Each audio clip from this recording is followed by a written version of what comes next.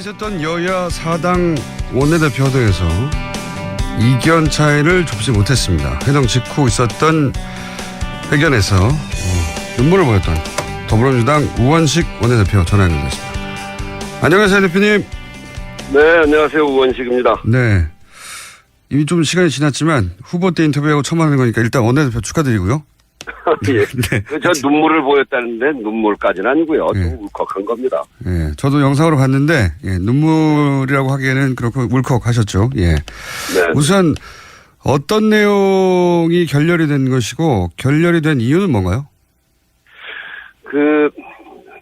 추경 문제인데요. 추가경정 예산 일자리 추경이죠. 그것에 관해서 자유한국당이 심의를 안 한다고 그래서 지금 이제 수차례 제가 여당 원내대표로 야당 원내대표의 방도 찾아가고 전화도 하고 한 달 동안 설득도 하고 설명도 하고 그래서 이제는 이제 국민의당과 바른당은 이제 심의에 들어가는데 이제 긍정적으로 이렇게 좀 바뀌어 있거든요. 예. 그래서 그 합의를 시도했던 건데 자유한국당은 이제 반대를 하고 있어서 심의까지는 아니고 그러면 국회에서 논의는 계속하자 이런 조항을 넣으려고 했는데 그 논의하는 것까지 자유한국당이 반대를 했죠. 그래서 합의에 이르지 못한 겁니다. 추경을 최소한 논의는 하자라고 했는데 네. 그것도 반대해서 안 됐다. 그렇군요. 그런데 이제 그 자리 직후에 네. 자유한국당이 이것은 정권교체 자체를 인정하지 않는 거다라고 말씀하셨는데 이게 어떤 의미입니까? 그러니까 이번 일자리 추경이라고 하는 건 어떤 의미가 있냐면요.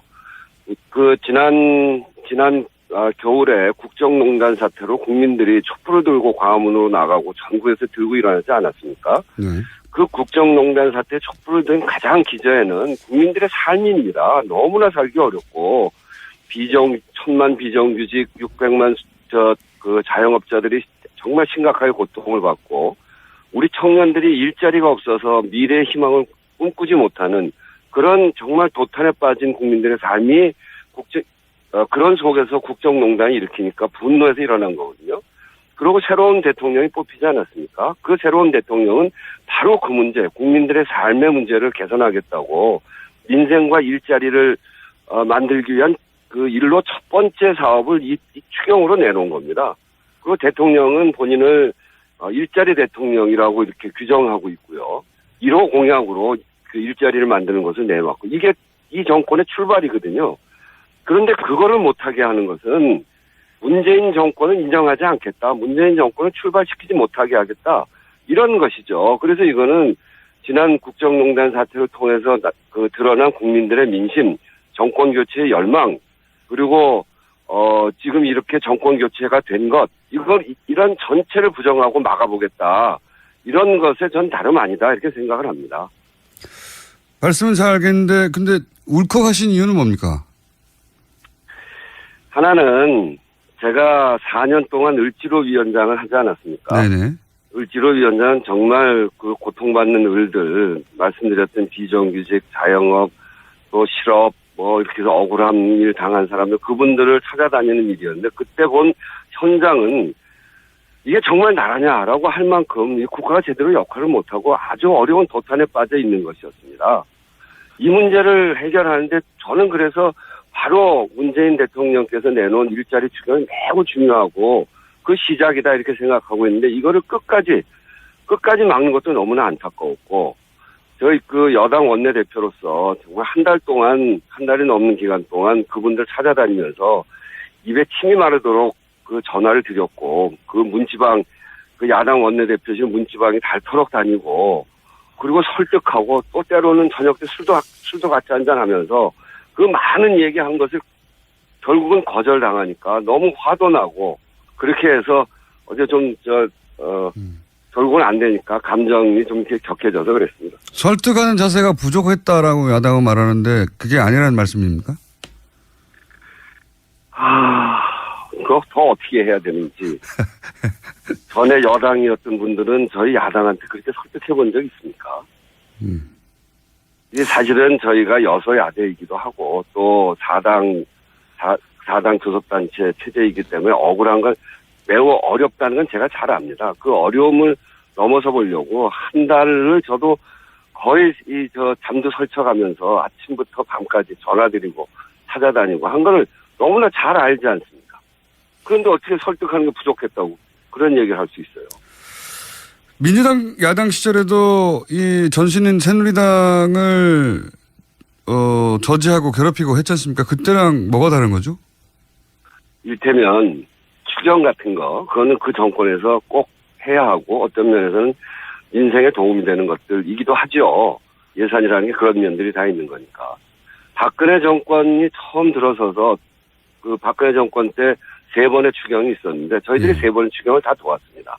특히 첫 번째 추경은 그 정권의 성격과 다 있는 건데 제출한 지 5일 만에 상정해서 19일 만에 통과시켰습니다. 지금 우리가 내놓은 추경은 지금 추경 내놓은 지가 17일 됐고요. 정부조직법 내놓은 지가 15일 됐습니다. 박근혜 정부 때 정부조직법도 저희가 6일 만에 상정해서 토론했습니다. 완전히 다른 거 아닙니까? 저희는 안 되는 일은 안 된다. 필요한 일은 한다. 이렇게 하면서 했습니다. 그런데 지금은 자유한국당은 모든 것을 안 된다. 이렇게 하는 거기 때문에 그거는 완전히 다르죠. 자유한국당이 그러면 왜 그런다고 보시는 겁니까? 그러니까 이 정권 인정하기 싫은 거 아니겠습니까? 그 최근에 그 전당대회 과정에서 여러 사람들이 하는 말씀이나 또 자유한국당의 서울시당 위원장이라는 분이 막말을 하고 대통령에게 욕하고 이런 거를 보면 이 정권 인정하기 싫은 거죠. 정권 교체 받아들이기 어려운 겁니다. 그중에서 수단을 갖고 있는 데가 국회거든요. 국회는 아직 정권 교체가 안 돼 있습니다. 운영위원장도 자유한국당 원내대표가 운영위원장 하는데 운영위원장은 국회 협치의 상징이고 국회 운영 전반을 책임있고 안정적으로 끌어가야 되기 때문에 여당의 원내대표가 하는 게 그동안 국회의 관례고 아주 지금까지 그렇게 운영이 됐습니다. 네. 그거 안 내놓겠다는 거 아닙니까? 국회 선진화법 때문에 자유한국당이 막을 수 있으면 막을 수 있게 되기 때문에 그거 가지고 딱 틀어지고 아무것도 안 하겠다. 그렇게 돼 있는 거죠. 그래서 국회는 아직 정권 교체가 안 돼 있는 것을 틈을 타서 이 정부 전체를 틀어 막아보겠다 하는 생각인 것 같아요. 그 이어서 국민의당에 대해서는 섭섭하다라고 말씀하셨는데 구체적으로 국민의당 어떤 부분에 대해서 섭섭함을 토로하신 겁니까? 국민의당은 최근에는 이제 추경에는 참여하겠다 이렇게 생각을 바꾸셨어요. 그건 매우 환영할 만한 일인데 사실은 어제 추경 논의를 계속한다. 이게 이제 이 합의를 성사시키느냐 못 시키느냐 하는 쟁점까지 올라왔습니다. 그런 논쟁이 있었고 국민의당도 이제 추경 심의에 참여하겠다고 하면 그런 거 옆에서 좀 도와줘야 되는 거 아닙니까? 이 추경 논의를 왜 국회에서 못하냐? 이거는 자유한국당이 좀 양보해라. 이렇게 해서 좀 도와주면 좋을 텐데 그렇게 하지 않아서 내가 섭섭하다고 그랬는데요. 앞으로 또 국민의당, 바른정당과 같이 함께 해야 되기 때문에 이제 섭섭하다는 마음은 없애겠습니다. 국민의당 김동철 원내대표와는 오랜 시간 잘 알고 지내시던 사이 아닌가요? 네, 옛날에 한 25년 전쯤에 서울 노원구에서 바로 옆 지역에 서울시의원을 같이 나가서요. 같은 당으로. 그때부터 이렇게 가족 간에도 잘 알고 오랫동안 서로 교류했던 사이죠. 그렇게 오랫동안 가까운 사이시면 물론 이제 사적 관계 넘어서는 정당의 원내대표니까 어쩔 수 없는 부분이 있긴 하지만 이렇게 막힐 때는 허심탄회하게 얘기해서 돌파구도 만들고 그러는 게 여의도인데 그런 시도는 안 해보셨습니까? 아니 여러 차례 했죠. 찾아가서 이야기도 하고 제가 형님 이렇게 부르니까요. 그렇게 하고 이야기하는데 이제 어제는 그래서 제가 좀 섭섭했고요. 또 그렇게 해야죠. 네. 그런데 이제 인사 5대 원칙을 공약으로 내세웠던 거는 사실이고 또 그런 면에서 그 빌미를 여당이 먼저 제공한 게 아니냐. 네네. 이런 비판이 있지 않습니까? 그래서 이제 발목을 잡는다고 그러는데 발목을 내준 게 아니냐 이거죠. 그래서 이제 대통령께서도 이 부분에 관해서 그렇게 이야기하셨죠. 준비 과정, 그러니까 인수위 등의 인선 검증 이런 준비 과정을 거칠 여유가 없었던 데서 비롯된 점이다. 그래서 이 점에 대해서는 야당 의원들과 국민들께 양해를 당부드린다. 이렇게 이야기를 하셨었거든요. 그러고 비서실장도 나와서 그런 이야기를 했고요. 그리고 최근에는 대통령의 인사검증 시스템 개선을 지시해서 인사추천위원회를 가동을 최근에 시작을 했죠. 그래서 그런 것들을 봐가면서 야당에서 이런 노력에 대해서 좀 인정해 주셨으면 좋겠어요. 좀 그 부족한 점이 있는 거는 또 맞기도 하고요. 그래서 그 중간에 자진 사퇴하신 분도 생겨난 것도 맞는 이야기죠. 이 운영위원회를 이제 좀 전에 말씀하셨듯이 운영위원장을 네. 자유한국당이 지고 있기 때문에 자유한국당이 운영위를 소집하기도 하고 말씀하셨다시피 그동안은 관례적으로 여당이 해왔는데 만약에 자유한국당이 이 운영위원장을 내놓지 않으면 강제로 가져올 방법은 없는 거 아닙니까? 네, 강제로 가져올 방법은 없습니다. 그러면 계속해서 자유한국당이 운영위원장을 하는 겁니까? 앞으로 1년 더 남았거든요. 예. 1년 동안 운영위원장을 하는 건데, 이 부분은 자유한국당에서도 좀, 국민 여론도 생각하고 또 원만한 국회 운영을 위해서 그동안 국회가 그런 관례를 쌓아왔고 또 국회가 생긴 이래로 다 이 운영위원장은 그 집권 여당에서 한다는 건 너무나 잘 알고 계시기 때문에 이런 부분에 대해서는 조금 더 상식적으로 그렇게 생각해 주셨으면 좋겠어요. 정권 교체를 인정하지 않는다. 달라는 것도 아니고 거기에 상응하는 다른 위원회 이런 걸 또 저희들이 돌려드릴 생각이 있으니까요. 정권 교체를 인정하지 않는다는 것도 그런 요런 사안을 보고도 말씀하시는 거군요. 네. 네, 그렇습니다. 예. 정권 교체가 되면 늦어도 한두 달 이내에 운영위원장이 넘어갔었죠. 네. 그렇죠. 지금까지 한 번도 그러지 않았던 적이 없습니다. 단 2번 이제 정권이 바뀌어서 야당 원내대표가 한 적이 있는데요. 예. 그거는 정권 바뀌고 잠깐 남은 기간 2달, 3달. 그렇죠. 그건 어차피 이제 끝나는 기간이니까 그 기간 동안 별로 할 일도 없고요. 그래서 그러고 넘어가서 이제 바뀌고 그랬는데 이번에 1년씩 남았기 때문에 사정이 완전히 다르거든요. 그러니까요. 앞으로 1년 정도는 과거에 여당이 해왔듯이 적어도 국회에서는 계속 하겠다는 의지인 것 같습니다. 자유한국당에서는. 네, 그런 것 같습니다. 자, 남은 후보들, 네. 남은 인사청문회도 만만치 않을 것 같은데요. 네. 민주당의 이 남은 후보들에 대한 청문회 전략은 있습니까? 저희는 기본적으로 국민의 민심에 반하는 그런 후보가 있다면 그 여당이 그 부분에 대해서도 전혀 눈 감아줄 생각은 없습니다. 근데 이제 다만 그럴듯한 의혹을 잔뜩 늘어놓고 봐라 이래서 문제가 많은 사람이다. 그리고 사퇴시켜라 이런 주장에는 기본적으로 동의하지 않습니다. 이를테면 김상곤 후보자처럼 처음부터 낙마시킬 목적으로 사상이 이상하다든지 대학에서 표절이 아니라고 판정했는데도 무조건 표절이 맞다고 한다는 등 이런 점들에 있어서는 저희들은 분명하게 대응을 해 나갈 것이고요. 청문 과정을 통해서 진실을 잘 살펴서 저희들도 판단해 나갈 생각입니다. 알겠습니다. 한 가지만 여쭤보겠습니다. 최근에 논란이 되고 있어서 안경환 전 내정자죠 이제는. 근데 이 판결문을 입수하는 과정에 대해서 논란이 많습니다. 네네.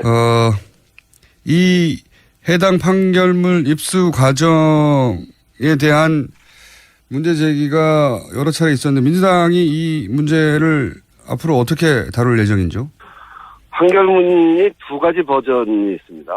하나는 이게 이제 이 민사 재판의 경우에 개인의 아주 상당히 중요한 프라이버시 문제가 있지 않습니까? 그래서 이 판결문이 나올 때는 이름을 가리고 또 개인 프라이버시, 또 개인 정보와 관련된 부분 지우고 나오는 것이 그게 맞는 건데 그것이 그대로 다 공개된 버전이 또 있어요. 네. 그래서 이 문제가 있다고 하는 것이고 그런 점들에 대해서 저희가 내부적으로는 여러 가지 형태로 지금 조사도 하고 있고 또 살펴보고 있다고 말씀드리겠습니다. 공식적인 문제 제기를 당 차원에서 할 수도 있습니까? 조사를 해서 문제가 드러나면 그렇게 할 수 있죠. 오늘 말씀 여기까지 듣겠고요. 저희 스튜디오에 한번 나와주십시오. 오늘 말씀 감사합니다. 네, 그러겠습니다. 네, 지금까지 더불어민주당 우원식 원내대표였습니다. 어제 있었던 여야 4당 원내대표 회동에서 이견 차이를 좁지 못했습니다. 회동 직후 있었던 회견에서 눈물을 보였던 더불어민주당 우원식 원내대표 전화 연결됐습니다. 안녕하세요, 대표님. 네, 안녕하세요. 우원식입니다. 네. 이미 좀 시간이 지났지만 후보 때 인터뷰하고 처음 하는 거니까 일단 원내대표 축하드리고요. 예. 네. 저 눈물을 보였다는데 눈물까지는 아니고요. 네. 좀 울컥한 겁니다. 예, 저도 영상으로 봤는데 눈물이라고 하기에는 그렇고 울컥하셨죠. 예. 네. 우선 어떤 내용이 결렬이 된 것이고 결렬이 된 이유는 뭔가요? 그걸 넣으려고 했는데 그 논의하는 것까지 자유한국당이 반대를 했죠. 그래서 합의에 이르지 못한 겁니다. 추경을 최소한 논의는 하자라고 했는데 네. 그것도 반대해서 안 됐다. 그렇군요.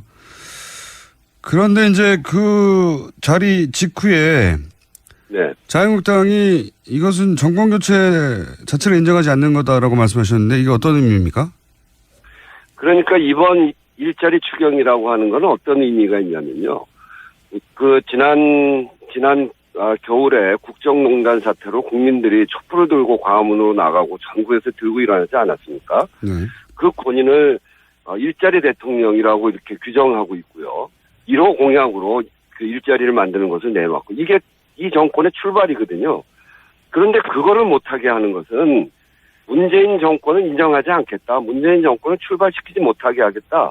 이런 것이죠. 그래서 이거는 지난 국정농단 사태를 통해서 드러난 국민들의 민심, 정권 교체의 열망, 그리고 지금 이렇게 정권 교체가 된 것, 이런 전체를 부정하고 막아보겠다.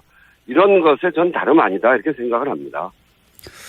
말씀은 잘 알겠는데 근데 울컥하신 이유는 뭡니까?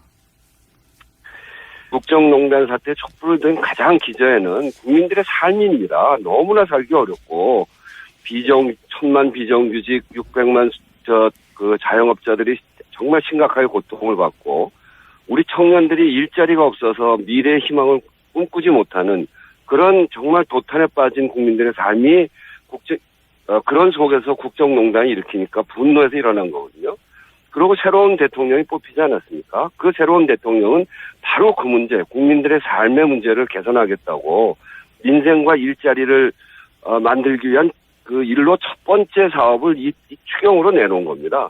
그리고 대통령은 그 추경 문제인데요. 추가경정 예산 그 일자리 추경이죠. 그것에 관해서 자유한국당이 심의를 안 한다고 그래서 지금 이제 수차례 제가 여당 원내대표로 그 야당 원내대표의 방도 찾아가고 전화도 하고 한 달 동안 설득도 하고 설명도 하고 그래서 이제는 이제 국민의당과 바른당은 이제 심의에 들어가는데 이제 긍정적으로 이렇게 좀 바뀌어 있거든요. 예. 그래서 그 합의를 시도했던 건데 그 자유한국당은 이제 반대를 하고 있어서 심의까지는 아니고 그러면 국회에서 논의는 계속하자 이런 조항.